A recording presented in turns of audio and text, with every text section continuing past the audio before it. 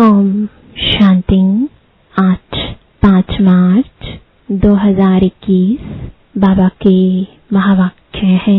मीठे बच्चे, जैसे बाप दादा दोनों निरहंकारी हैं, देही अभिमानी है, ऐसे फॉलो फादर करो तो सदा उन्नति होती रहेगी। प्रश्न है, उच्च पद की प्राप्ति के लिए कौन सी खबरदारी रखना जरूरी है? उत्तर है, ऊंच पद पाना है तो खबरदारी रखो कि मनसा से भी किसी को मेरे द्वारा दुख ना हो। दूसरा, किसी भी परिस्थिति में क्रोध न आए। तीसरा, बाप का बनकर बाप के कार्य में इस रुद्र यज्ञ में विघ्न रूप न बने। अगर कोई मुख से बाबा बाबा कहे और चलन रॉयल ना हो तो उच्च पद नहीं मिल सकता। ओम शांति। बच्चे अच्छी तरह से जानते हैं कि बाबा से वर्षा पाना है जरूर। कैसे? श्रीमत पर बाप ने समझाया है। एक ही गीता शास्त्र है जिसमें श्रीमत भगवानुवाच है। भगवान तो सबका बाप है। श्रीमत भगवानुवाच तो जरूर भगवान ने आकर श्रेष्ठ बनाया होगा, तब तो उसकी महिमा है। श्रीमत भगवत गीता अर्थात श्रीमत भगवानुवाच। भगवान तो जरूर ऊंच ते ऊंच ठहरा। श्रीमत भी उस ही एक शास्त्र में गाई हुई है और कोई शास्त्र में श्रीमत भगवानुवाच नहीं है। श्रीमत किसकी होनी चाहिए वह लिखने वाले भी समझ ना सके। उसमें भूल क्यों हुई है वह भी बाप आकर समझाते हैं। रावण राज्य शुरू होने से ही रावण मत पर चल पड़ते हैं। पहले कड़ी ते कड़ी भूल इन रावण मत वालों ने की है। रावण की चमाट लगती है। जैसे कहा जाता है शंकर प्रेरक है, बॉम्ब्स आदि बनवाए हैं, वैसे 5 विकारों रूपी रावण प्रेरक है मनुष्य को पतित बनाने का। तब तो पुकारते हैं पतित पावन आओ, तो पतित पावन एक ही ठहराना। इससे सिद्ध है कि पतित बनाने वाला और है, पावन बनाने वाला और है। दोनों एक हो नहीं सकते। यह बातें तुम ही समझते हो नंबरवार पुरुषार्थ अनुसार। ऐसे मत समझना कि सभी को निश्चय है, नंबरवार है। जितना निश्चय है उतनी खुशी बढ़ती है। बाप की मत पर चलना होता है। श्रीमत पर हमको यह स्वराज्य पद पाना है। मनुष्य से देवता बनने में देरी नहीं लगती है।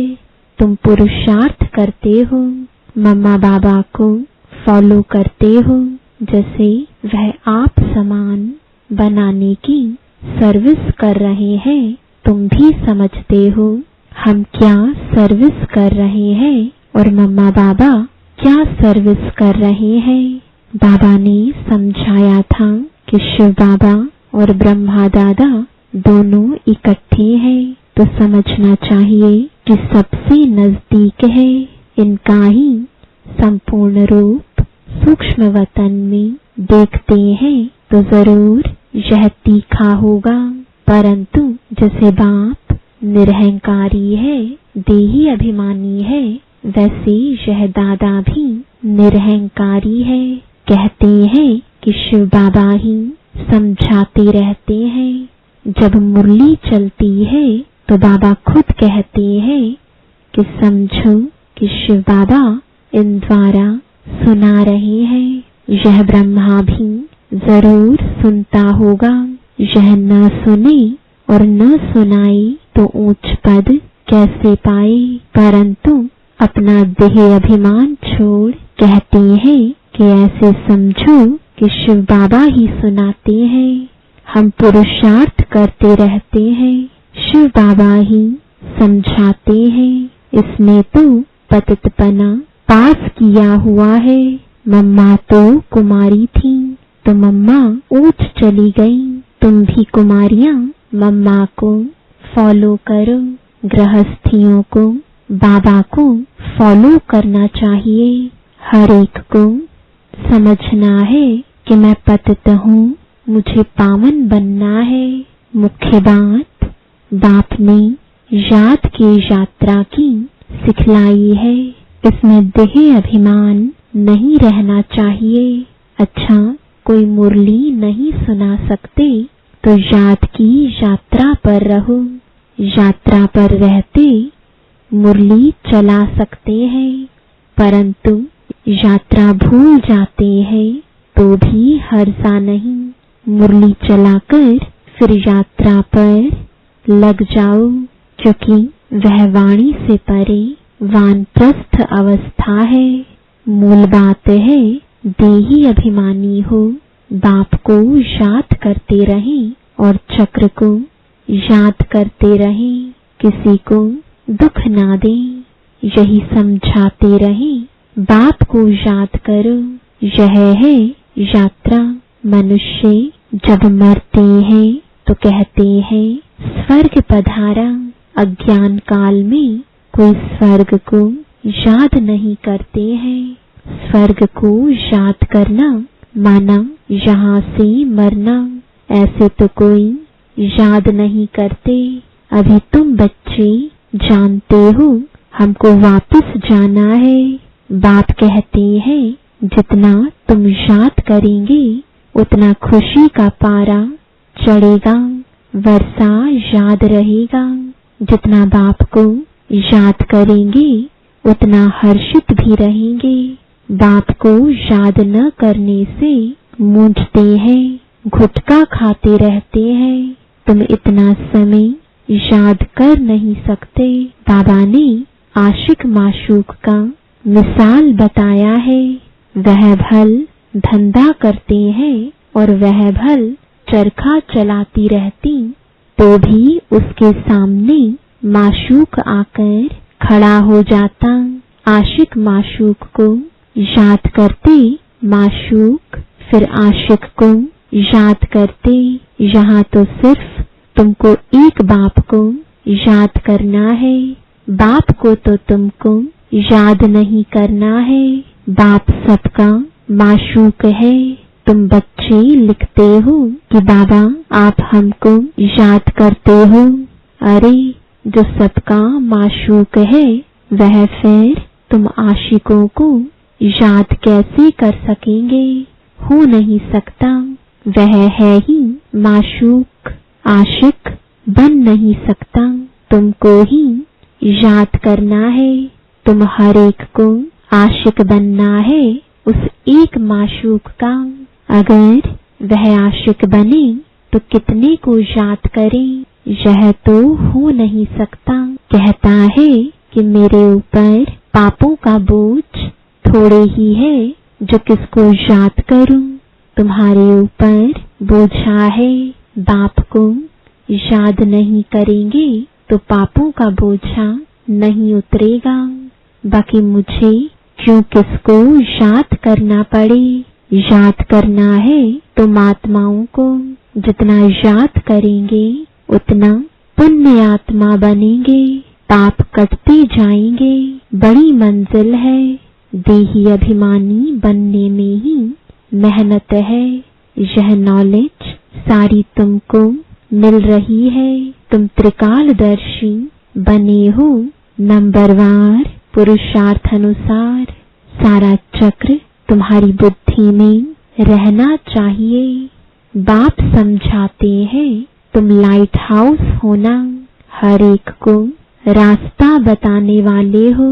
शांति धाम और सुख धाम का यह सब नई बातें तुम सुनते हो, जानते हो कि बरोबर हम आत्माएं शांति धाम के रहवासी हैं। यहाँ पाठ बजाने आते हैं, हम एक्टर हैं। यही चिंतन बुद्धि में चलता रहे तो मस्ती चढ़ जाए। बाप ने समझाया है, आदि से लेकर अंत तक तुम्हारा पाठ है। अभी कर्मातीत अवस्था में जरूर जाना है, फिर गोल्डन एज में आना है। इस धुन में रहते अपना कल्याण करना है, सिर्फ पंडित नहीं बनना है। दूसरों को सिखाते रहेंगे, खुद उस अवस्था में नहीं रहेंगे तो असर पड़ेगा नहीं। अपना भी पुरुषार्थ करना है। बाप भी बताते हैं कि हम भी याद करने की कोशिश करता हूँ। कभी माया का तूफान ऐसा आता है जो बुद्धि का योग तोड़ देते हैं। बहुत बच्चे चाट भेज देते हैं। वंडर खाता हूँ कि यह तो हमसे भी तीखे जाते हैं। शायद वेग आता है तो चाट लिखने में लग जाते हैं, परंतु ऐसी अगर तीखी दौड़ी पहने तो नंबर 1 में चले जाएं, परंतु नहीं, वह सिर्फ चाट लिखने तक है। ऐसे नहीं लिखते कि बाबा इतनों को आप समान बनाया, और वह भी लिखे बाबा हमको इसने यह रास्ता बताया है। ऐसा समाचार नहीं आता है तो बाबा क्या समझेंगे। सिर्फ चाट भेजने से काम नहीं चलता, आप समान भी बनाना है। रूप और बसंत दोनों बनना है, नहीं तो बाप समान नहीं ठहरे। रूप भी बसंत भी एक्यूरेट बनना है, इसमें ही मेहनत है।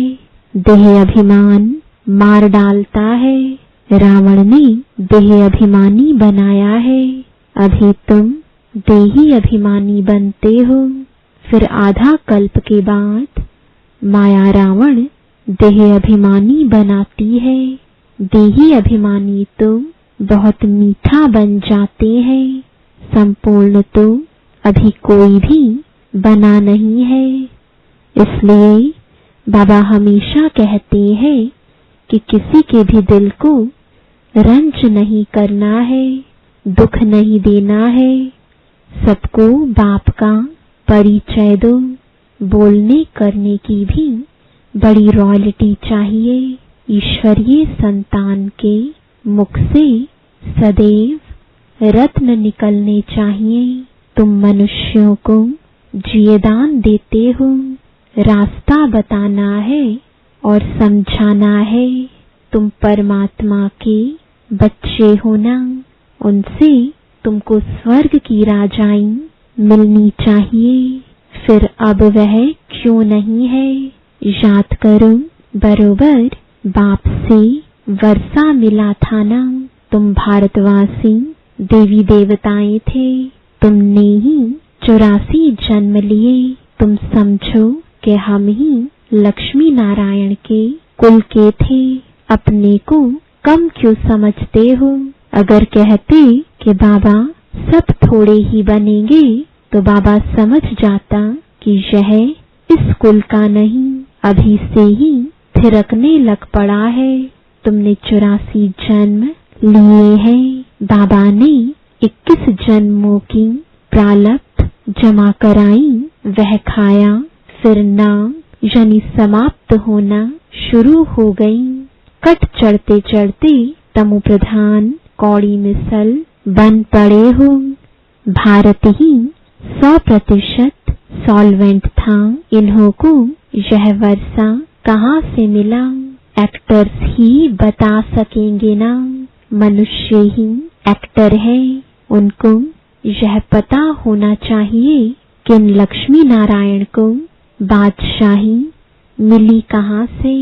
कितनी अच्छी अच्छी पॉइंट्स हैं। जरूर आगे जन्म में ही यह राज्य भाग्य पाया होगा।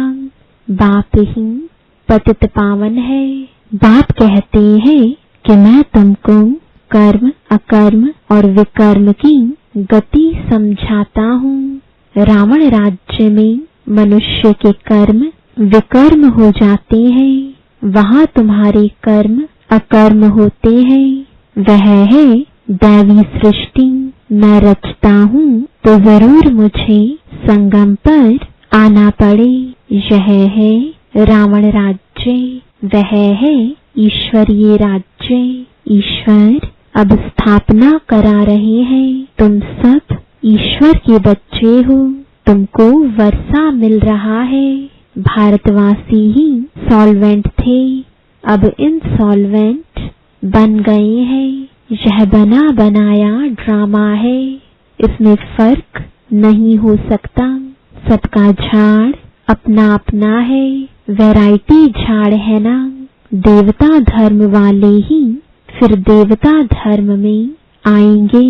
क्रिश्चियन धर्म वाले अपने धर्म में खुश हैं, औरों को भी अपने धर्म में खींच लिया है। भारतवासी अपने धर्म को भूलने के कारण वह धर्म अच्छा समझ चले जाते हैं। विलायत में नौकरी के लिए कितने जाते हैं, क्योंकि वहाँ कमाई बहुत है।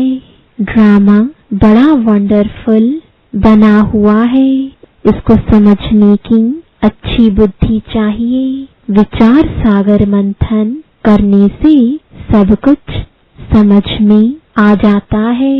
यह बना बनाया अनादि ड्रामा है, तो तुम बच्चों को आप समान सदा सुखी बनाना है। यह तुम्हारा धंधा है, पतितों से पावन बनाना। जैसे बाप का धंधा वैसे तुम्हारा मुखड़ा सदैव देवताओं जैसा हर्षित होना चाहिए। खुशी में तुम जानते हो हम विश्व के मालिक बनते हैं। तुम हो लवली चिल्ड्रन।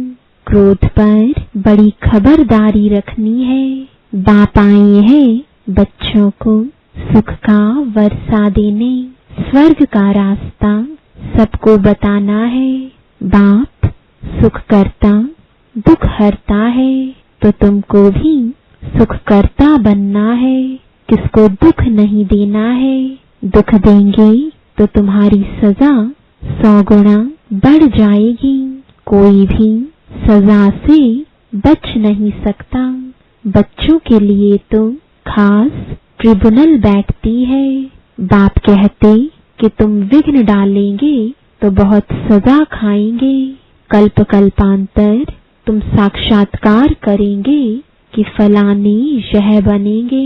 आगे जब देखते थे तो बाबा मना करते थे कि न सुनाओ। अंत में तो एक्यूरेट मालूम पड़ता जाएगा। आगे चलकर जोर से साक्षात्कार होंगे। वृद्धि तो होती जाएगी, आबू तक क्यों लग जाएगी। बाबा से कोई भी मिल नहीं सकेंगे। कहेंगे अहो प्रभु तेरी लीला। यह भी गाया हुआ तो है ना।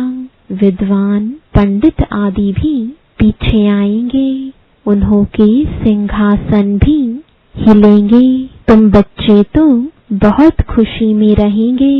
अच्छा, मीठे मीठे सिकिलदे बच्चों प्रति मात पिता बाप दादा का याद प्यार। ऐसी याद प्यार एक ही बार मिलती है। जितना तुम याद करते हो उतना तुम प्यार पाते हो। विकर्म विनाश होते हैं और धारणा भी होती है। बच्चों को खुशी का पारा चढ़ा रहना चाहिए। जो भी आए उनको रास्ता बताएं। बेहद का वर्षा बेहद के बाप से पाना है, कम बात है क्या। ऐसा पुरुषार्थ करना चाहिए। अच्छा, मीठे मीठे सिकिलदे रूहानी बच्चों प्रति रूहानी बाप दादा का याद प्यार और गुड मॉर्निंग। रूहानी बाप की रूहानी बच्चों को नमस्ते। रूहानी बच्चों की रूहानी बाप दादा को गुड मॉर्निंग और नमस्ते। धारणा के लिए मुख्य सार है। पहला, बोलने चलने में बहुत रॉयल बनना है। मुख से सदैव रत्न निकालने हैं। आप समान बनाने की सेवा करनी है। किसी की दिल को रंज नहीं करना है। दूसरा, क्रोध पर बड़ी खबरदारी रखनी है। मुखड़ा सदैव देवताओं जैसा हर्षित रखना है। स्वयं को ज्ञान योग बल से देवता बनाना है। वरदान है सदा पश्चाताप से परे प्राप्ति स्वरूप स्थिति का अनुभव करने वाले सद्बुद्धिवान भव। जो बच्चे बाप को अपने जीवन की नैया देकर मैंपन को मिटा देते हैं, श्रीमत में मनमत मिक्स नहीं करते, वह सदा पश्चाताप से परे प्राप्ति स्वरूप स्थिति का अनुभव करते हैं। उन्हें ही सद्बुद्धिवान कहा जाता है। ऐसे सद्बुद्धि वाले तूफानों को तोहफा समझ स्वभाव संस्कार की टक्कर को आगे बढ़ने का आधार समझ सदा बाप को साथी बनाते हुए साक्षी हो हर पाठ देखते सदा हर्षित होकर चलते हैं। स्लोगन है, जो सुखदाता बाप के सुखदाई बच्चे हैं, उनके पास दुख की लहर आ नहीं सकती। ओम शांति।